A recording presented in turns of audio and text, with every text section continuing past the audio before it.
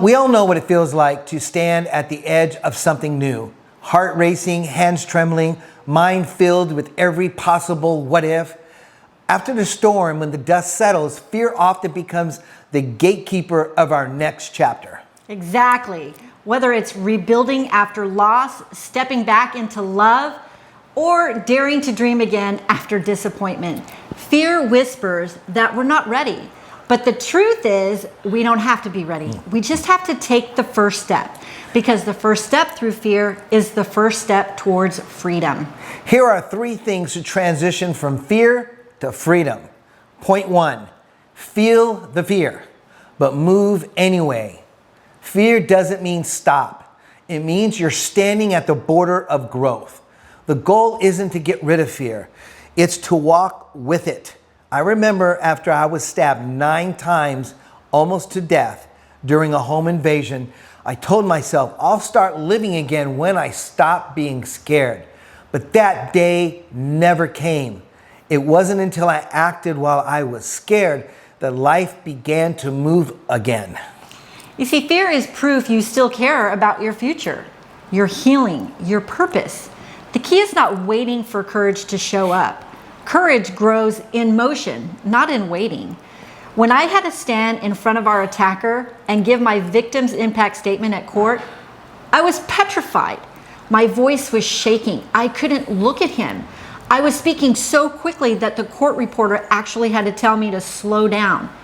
But I did it anyway. And that courage, that moment, led to healing for me. So I want you to think about someone learning to walk again after an injury, like I did.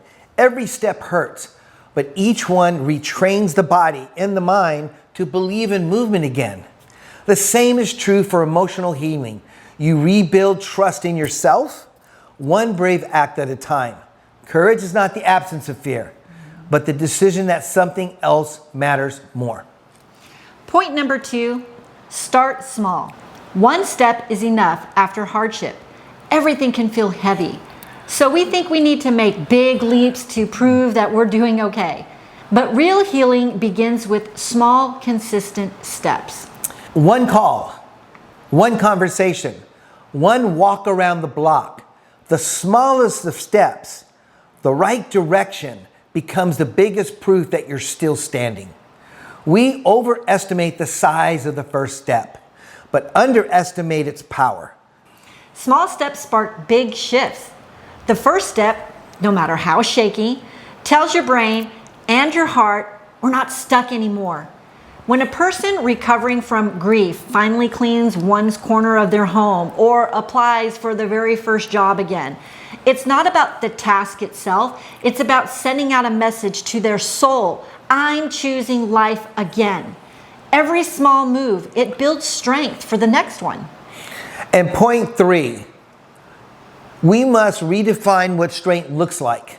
Strength isn't pretending you're fine. It's showing up even when your voice is trembles. It's giving yourself permission to start again. Slower, softer, wiser this time. We often think strength means control, but sometimes it means surrender. Surrendering the version of yourself that got you through the storm so we can become who we're always meant to be after it. Think of someone who's lost everything they had and to start over in a new city. They didn't rebuild their life by acting tough. They rebuilt it by allowing new people in, asking for help, and trusting again. That's what real strength looks like. The first step through fear isn't about proving you're fearless. It's about proving you're faithful to the life that's still waiting for you out there.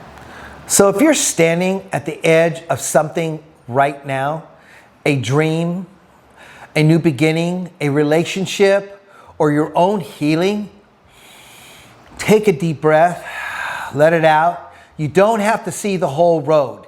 You just have to move your feet, because the moment you take that first step, the fear doesn't disappear, but your power returns. Fear loses its grip on you when you move. Don't give up. Don't give in. Surrender is never the answer. So keep building your no surrender mindset.